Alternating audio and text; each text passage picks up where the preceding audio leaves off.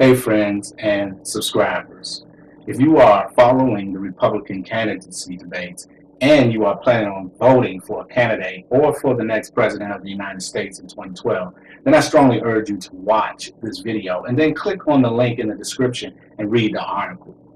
Brian Smith wrote an awesome article entitled, "How to Avoid Voting for a Globalist Puppet." My friends, you cannot sum it up any better than what Brian did in his article.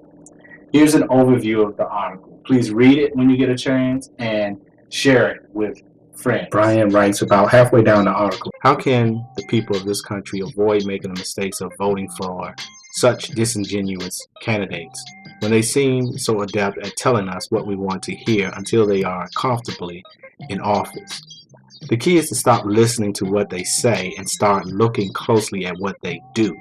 We must ignore their rhetoric, their speeches written by proxy, their bad jokes slapped together by hired staff, and begin examining their actions and their backgrounds. That's Bible right there, folks. The Bible says, we know a tree by its fruits. Continuing, because the liberty movement has gained so much influence and so much voice over the past 4 years, it is time that we start setting some ground rules for political candidates we will accept and those we will not accept to represent us. We need to ask ourselves and them some very pointed questions. How have they consistently voted in the past? Are they truly protecting our rights as Americans and as human beings as described in the Constitution and the Bill of Rights? Have they done anything to stall or dismantle corruption in the government and in the banking industry? Or have every one of their propositions and solutions involve the continuation of destabilizing policies designed to aid an elite few at the expense of average Americans? The following is a list of warning signs that can help you, your family, and your friends, no matter what their party affiliation, in determining if a favorite politician is a legitimate statesman or a puppet bought and paid for by global corporate interests. Number 1. Have they ever promised to investigate, audit, or dissolve the private Federal Reserve Bank? 2. Did they vote for the banker bailouts? Do they continue to defend them? 3. Do they support the domestic spying measures of the FISA Act and the dissolution of the Fourth Amendment?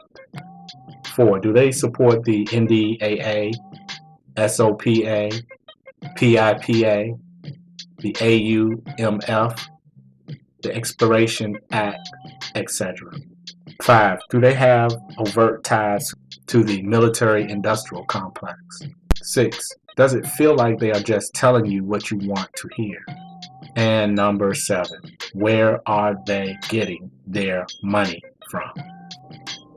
Now that we know how to avoid voting for a globalist puppet, the question now is, who among the candidates is not a globalist puppet? Furthermore, if we are fortunate enough to determine that which candidate is truly for the people and the Constitution and vote for him or her, vote them into office, will he or she be able to turn down all the money that will be offered to them to become a puppet or to bow down? In other words, in the last days, certain things must come to pass, and it will take workers of Satan to put some of these things in place.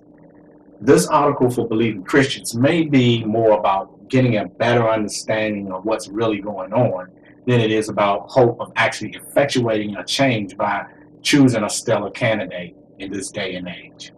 Thanks for watching. Peace and love.